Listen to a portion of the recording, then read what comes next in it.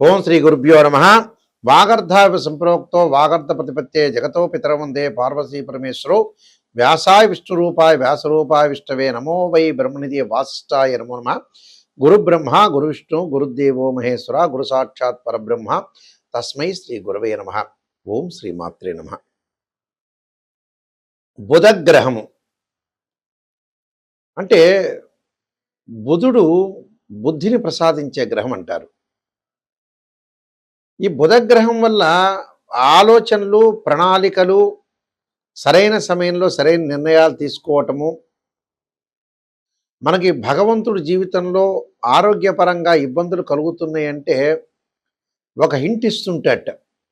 అంటే ప్రతిదీ కూడా మనకు సిక్స్త్ సెన్స్ అంటాం మనం.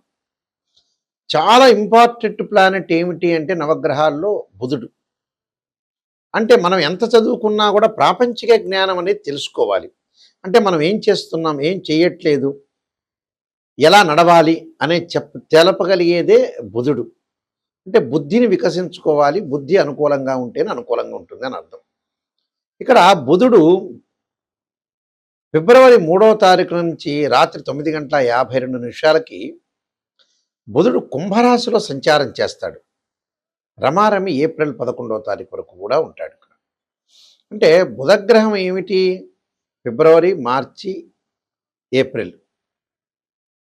అంటే ఎక్కువ రోజుల పాటు బుధుడు కుంభరాశిలో సంచారం చేస్తాడు.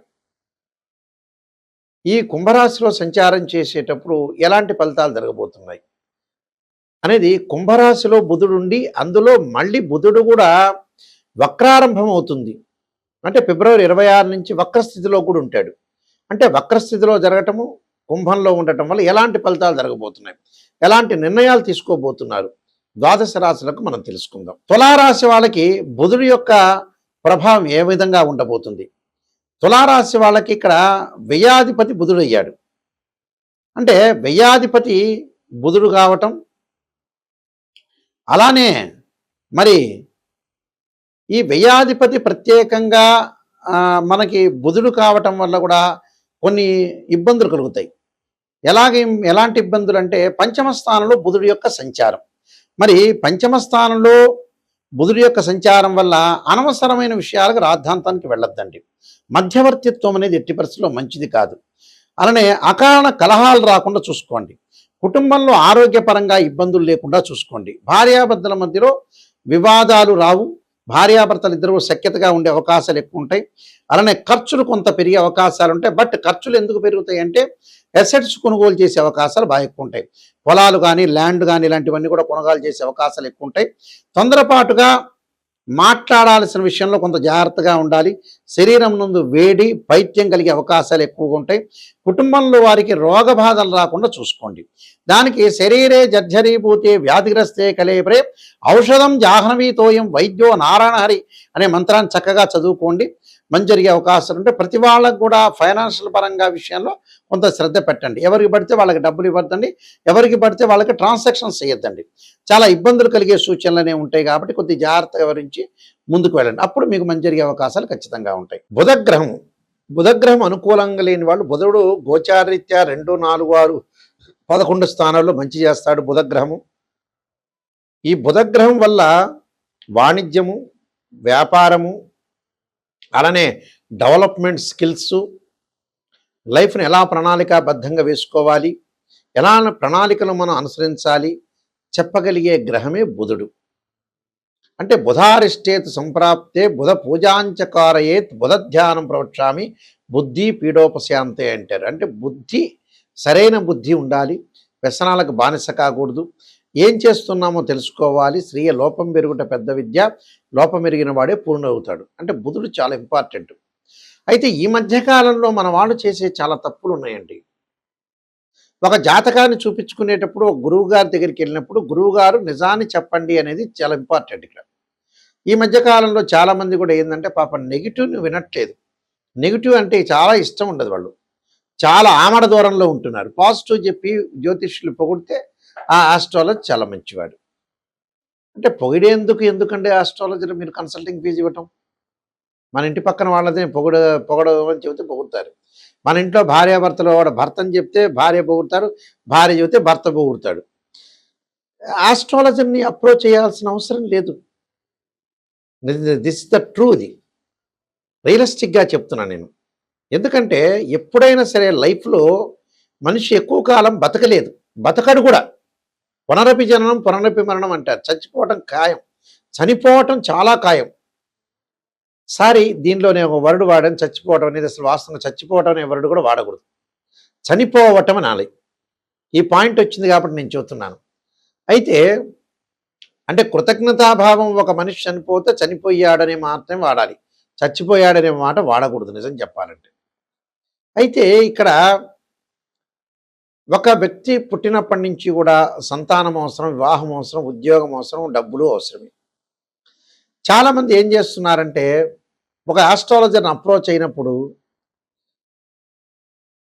అమ్మాయి పెళ్లి కాకపోయినా పర్లేదు, అబ్బాయి పెళ్లి కాకపోయినా పర్వాలేదు, ఎన్ని సంవత్సరాలు అలా ఉంటాం, కానీ జాతకాన్ని చూపించుకోము, జాతకాల్లో ఉండే రెమెడీస్ అనేవి పరిహారం చేసుకోము అని అంటుంటారు. అంటే మెజారిటీ ఆఫ్ ద పీపుల్ చెడిపోవడానికి అదే కారణం. కొంతమంది డాక్టర్ దగ్గరికి కూడా వెళ్ళరు, అంటే డబ్బులు ఖర్చు అవుతాయి. ఒక షుగర్ వచ్చిందనుకోండి, ట్యాబ్లెట్ వాడని వాడున్నాడు, బీపీకి ట్యాబ్లెట్ వాడిన వాడున్నాడు. అలానే ఆరోగ్యపరంగా ముందుగా చూపించుకొని వాడు ఉన్నాడు. కానీ లగ్జరీ ఐటమ్స్కి డబ్బులు పెట్టి కొంటారు. అసలు మనిషి చెడిపోవటానికి కారణం ఏంటంటే డబ్బే. ధనం మూలం మెదం జగత్. అంటే డబ్బు నెససరీ, కానీ డబ్బు దేనికి ఖర్చు పెట్టాలో దానికి ఖర్చు పెట్టకపోవటం, తెలియకపోవటమే జీవితంలో సక్సెస్ లేకపోవటం. చాలామంది ఉంటారు, అమెరికాకి వెళ్తుంటారు, యుఎస్ వెళ్తుంటారు, జర్మనీలో ఉంటారు, విపరీతంగా ఖర్చు చేస్తుంటారు. కానీ ఆస్ట్రాలజర్ని అప్రోచ్ అయ్యి అసలు మన జాతకంలో ఏముంది అని నిజం తెలుసుకోరు. ఇందులో ఆస్ట్రాలజర్కి నష్టం వచ్చేది ఏమి ఉండదు. వాళ్ళు మోసం చేసుకున్నట్టు, అంటే వాళ్ళ జీవితాన్ని వాళ్ళు మోసం చేసుకున్నట్టు. ఒక అబ్బాయికి పెళ్లి కాలేదు, చాలా సంవత్సరాల పాటు యుఎస్లో ఉన్నారు, 79 డేట్ ఆఫ్ బర్త్ అనుకోండి, 80 డేట్ ఆఫ్ బర్త్, 76. ఇంకా అతను ఆలోచన చేస్తుంటాడు. అంటే మ్యారేజ్ బ్యూరోకి కూడా డబ్బులు కట్టకుండా ఏం చేస్తాడండి ఆ డబ్బులు? మొగుడు పెళ్ళాం ఇద్దరు భార్యాభర్తలు పెళ్లి చేసుకుంటారు, వధువు వరుడు పెళ్లి చేసుకున్న తర్వాత సంతానానికి ఆలోచన చేస్తుంటారు. డాక్టర్ని అప్రోచ్ చేయాలంటే సంతానానికి ఇంత ఖర్చు అవుతుంది, 1-2 లక్షలు ఖర్చు అవుతుందని ఉద్దేశంతో డాక్టర్ దగ్గరికి వెళ్ళరు. కానీ బిజీ షెడ్యూల్ ఉంటుంది, డబ్బులు సంపాదిస్తారు. ఆ డబ్బంతా ఎక్కడ పోయాలి? అంటే ప్రాపంచిక జ్ఞానం తెలవట్లేదు వీళ్ళకి. ఒక అబ్బాయికి ఒక అమ్మాయి వైజాగ్లోనో, రాజమండ్రిలోనో, గుంటూరులోనో ఎక్కడ ఉంటే ఈ లోపల కారు ఖర్చు అవుతుందని వెళ్ళని వ్యక్తులు ఉన్నారు మా దగ్గర. డబ్బు ఖర్చు, డబ్బే ఇక్కడ. అసలు డబ్బు మంచి చేస్తుంది, చెడు చేస్తుంది. ఇక్కడ డబ్బు వల్ల ఏమవుతుందంటే అసలు దానికి ఖర్చు పెట్టడం. మళ్ళీ వాళ్ళు కూడా పిసినారితనమా? ఆహనా పెళ్ళంట సినిమా చూసే ఉంటారు. కోటా శ్రీనివాసరావు యొక్క పాత్ర పిసినారితనం, ఒక పాత్ర చూపిస్తారు అక్కడ. చూపించి అలా పిసినారితనంగా ఏమైనా ఉంటాడా? అలా ఉండడు. మళ్ళీ సెల్ కొంటాడు, ఎంజాయ్మెంట్ చేస్తాడు, 60,000 రూపాయలు శాంసంగ్ ఫోన్ కొంటాడు, రకరకాల ఫోన్లు కొంటాడు, టీవీ కొంటాడు, కంప్యూటర్ కొంటాడు, అన్నీ కొంటాడు, ఫ్లైట్లో వెళ్తూ ఉంటాడు, అన్ని రకాలు చేస్తుంటాడు. కానీ లైఫ్కి మనం పనికొచ్చేది ఏంటి? ఈ లోపల అప్పులు ఇస్తుంటాడు, వేరే వాడికి అప్పులు ఇస్తుంటాడు, కొన్ని కోట్ల రూపాయలు పోగొట్టుకుంటాడు, లక్షల రూపాయలు పోగొట్టుకుంటాడు, వ్యసనాలకు బానిస అవుతాడు. ఇవన్నీ చేస్తాడు మనిషి. అంటే ఇవన్నీ మనిషి డబ్బుని పెట్టి ఏం చేయాలో అర్థం కావట్లే. మనం మంచి విషయానికి డబ్బు ఖర్చు పెట్టాలండి, ఒక డాక్టర్ని ఖర్చు పెట్టాలి, ఒక మ్యారేజ్ బ్యూరోకి డబ్బులు ఇవ్వాలి, ఒక దూర ప్రయాణం చేయాలి. మంచి అనేది ఎప్పుడూ కూడా డబ్బిచ్చి కొనుక్కోవాలి, చెడు ఎప్పుడు కూడా డబ్బిచ్చి వదులుకోవాలి. అంటే ఇవన్నీ కూడా మీరు గ్రహించండి, రియలిస్టిక్గా గ్రహిస్తేనే. చాలామంది కూడా ఆస్ట్రాలజర్ దగ్గరికి వాళ్ళ దగ్గర వెళ్ళిన తర్వాత ఏం చేస్తుంటారంటే, గురువు గారు నెగిటివ్ చెప్పొద్దండి, పాజిటివ్ చెప్పడం ఒకటి, మేము అన్ని పూజలు చేసామని అబద్ధాలు చెప్పటం. ప్రజల్లో ఎలా ఉందనంటే నిజాన్ని చెప్పట్లేదు. నేను చాలామందిని చూశా. నేను 95 దగ్గర నుంచి ఫీల్డ్లో చాలా సీనియర్ ఆస్ట్రాలజర్ని, నెంబర్ ఆఫ్ ఆస్ట్రాలజీ బుక్స్ రాశాను. మా నాన్నగారు కూడా ఇంటర్నేషనల్ మెంబరు, మా గ్రాండ్ ఫాదర్ గారు, వీళ్ళందరూ కూడా మేమంతా కూడా ఇలా ఆస్ట్రాలజీ వేదంలో ఉన్న వ్యక్తులం. నిజాన్ని గ్రహించి నేను రీసెర్చ్ చేశాను, అసలు మనుషులు ఎందుకు బాగుపడట్లేదు అని. నిజంగా మనుషులు ఎందుకు బాగుపడట్లేదు కారణం ఏంటంటే వాళ్ళ తప్పులే. వాళ్ళు నిజాన్ని చెప్పకపోవటం, సరైన విధానాన్ని చేయలేకపోవటం, డబ్బును ఖర్చు పెట్టలేకపోవటం. అంటే ఇవన్నీ కూడా జీవితంలో వీళ్ళు చేయాల్సిన తప్పులు ఏంటంటే వీళ్ళే స్వయంకృత అపరాధం అంటారు. ఇవన్నీ వీళ్ళు చేసే తప్పులే నిజం చెప్పాలంటే. కాబట్టి అలాంటివి చేసుకోవద్దండి. నిజంగా ఆస్ట్రాలజర్‌ని అప్రోచ్ కావండి. ఎవరైనా సరే నా స్క్రీన్ మీద స్క్రోలింగ్ నెంబర్ పడుతుంది. ఆ నెంబర్‌కి మీరు ఫోన్ చేయొచ్చు. డైరెక్ట్‌గా నాకే వస్తుంది. అయితే నిజాన్ని తెలుసుకునే వ్యక్తులు మాత్రమే నాకు ఫోన్ చేయండి. నేను నంబర్ ఆఫ్ 15 పుస్తకాలు రాశాను. అలానే కాలసర్పయోగము, కాలసర్పయోగ చంద్రిక, రాహుకేతులు, ఛాయాగ్రహాలు, పుత్ర గణపతి వ్రతము, స్వప్న శాస్త్రము, బా అలానే జాతక చంద్రిక, వివాహ మార్తాండము, సర్వదేవతా గోత్రులు పార్ట్ 1, పార్ట్ 2, బృహత్ పరిహార సింధు, ఇలాంటి నెంబర్ ఆఫ్ వాస్తు ఆస్ట్రాలజీ సంబంధించిన గ్రంథాలన్నీ రాశాను. మీరు వీలైతే www.nayakhande.com nayakhande.in చూడండి.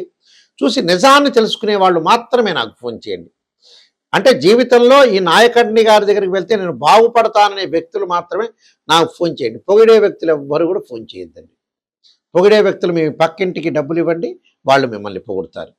ఇలాంటి విషయాలన్నీ కూడా గ్రహించండి. అయితే బుధుడికి సంబంధించిన దోషాలు పరిహారం చేసుకోవచ్చు. బుధ జపము, అలానే ఆదిత్యాది నవగ్రహాల యొక్క ప్రదర్శన బుధవారం కూడా చక్కగా బుధుడి యొక్క హోమం చేయటం ఒకటి.